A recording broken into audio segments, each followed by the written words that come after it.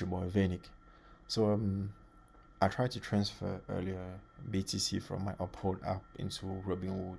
The process was a little complicated, so I decided to make this video to help you guys having issues with it.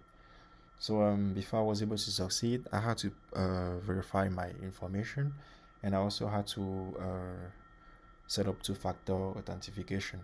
And the way I did it, I downloaded the authenticator app, and then I was able to get the code from there. But it's really straightforward, you just gotta click and follow the instructions. But once you complete those two steps, now you come back in a Uphold app. You will simply need to come over here and select the source. In our case, we're trying to transfer, in my specific case, I'm trying to transfer BTC. So I'm gonna click on it, and then the part that is a little confusing is the destination. When you click on destination, they provide the different coins.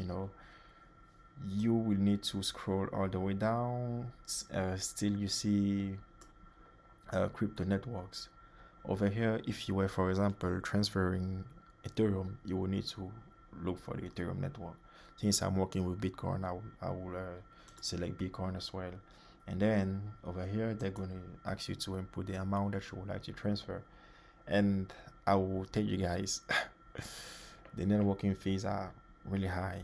Like the first transaction that I did, just as a way of trying, I input $10, and guess what? They charged me like $9.30 as fees.